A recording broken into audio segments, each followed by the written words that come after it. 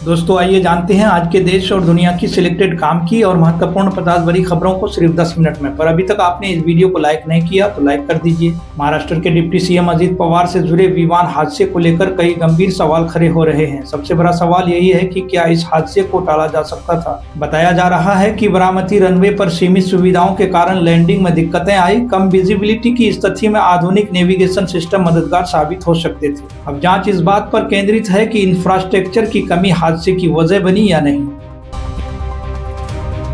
Instagram account से cricketer Virat Kohli के अचानक गायब होने से फैंस हैरान रह गए। विराट के अकाउंट पर कोई नया पोस्ट या स्टोरी नजर नहीं आ रही है। इस पर फैंस ने अनुष्का शर्मा से सवाल करने शुरू कर दिए हैं। वहीं सोशल मीडिया पर लोग पूछ रहे हैं कोहली भैया कहां गए। हालांकि अब तक विराट या अनुष्का की ओर से कोई आधिकारिक प्रतिक्रियाएं अभी तक सामने नहीं आई है।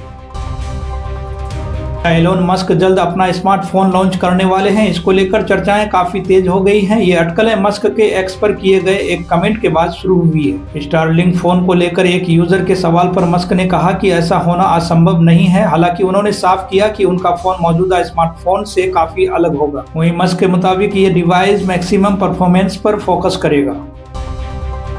इनमें एक ही गैंग से जुड़े 11 लोगों को फांसी की सजा दी गई है। ये सभी कुख्यात मिंग फैमिली गैंग के सदस्य बताए जा रहे हैं। गैंग पर हत्या, अवैध हिरासत और बड़े पैमाने पर धोखाधड़ी जैसे गंभीर आरोप थे। रिपोर्टर्स के मुताबिक अपने चरम पर यह गैंग करीब 10,000 सदस्यों के साथ सक्रिय था। अमेरिकी नौसेना का USS Abraham Lincoln carrier strike group Iran के जल क्षेत्र के करीब पहुंच गया है। इससे अमेरिका और ईरान के बीच सीधे टकराव की आशंका तेज हो गई है। ये तैनाती ऐसे समय में हुई है जब ईरान में हाल के वर्षों के सबसे हिंसक विरोध प्रदर्शनों को कुचला गया है। ईरान की सरकार अंदरूनी आंदोलन और बाहरी अमेरिका दबाव दोनों से जूझ रही है। इस हालात ने पहले से ही अस्थिर मध्य पूर्व क्षेत्र में बेचैनी और भी बढ़ा दी है। कुवैत से दिल्ली आ रही इंडिगो की एक फ्लाइट में उस समय हड़कंप मच गया जब विमान में बम होने की लिखित धमकी मिली। वहीं सुरक्षा एजेंसियों को तुरंत अलर्ट किया गया। एहतियातन विमान को अहमदाबाद के सरदार वल्लभ भाई पटेल इंटरनेशनल एयरपोर्ट पर डाइवर्ट किया गया। एयरपोर्ट पर पहुंचते ही सुरक्षा जांच शुरू की गई। फिलहाल यात्रियों की सुरक्षा को लेकर सभी जरूरी कदम उठाए जा रहे हैं। किसानों के लिए एक अच्छी और एक बुरी खबर सामने आ रही है। सरकार यूरिया सब्सिडी सिस्टम में बदलाव पर विचार कर रही है। इससे किसानों को सब्सिडी सीधे खाते में मिलने की संभावना जताई गई है, जो एक राहत हो सकती है। हालांकि इसके साथ ही यूरिया की कीमतों में बढ़ोतरी की आशंका भी जताई जा रही है। अगर दाम बढ़ते हैं तो खेती की लागत पर असर पड़ सकता है।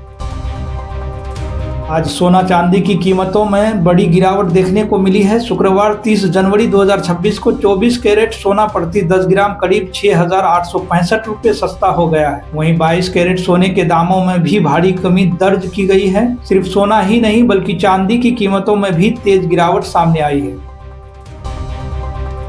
नीतीश कुमार ने समस्तीपुर में 827 करोड़ के विकास योजनाओं की दी सौगात। इस दौरान वर्कशॉप, क्लासरूम और छात्र छात्राओं की ओर से बनाए गए प्रोजेक्ट का निरीक्षण भी किया।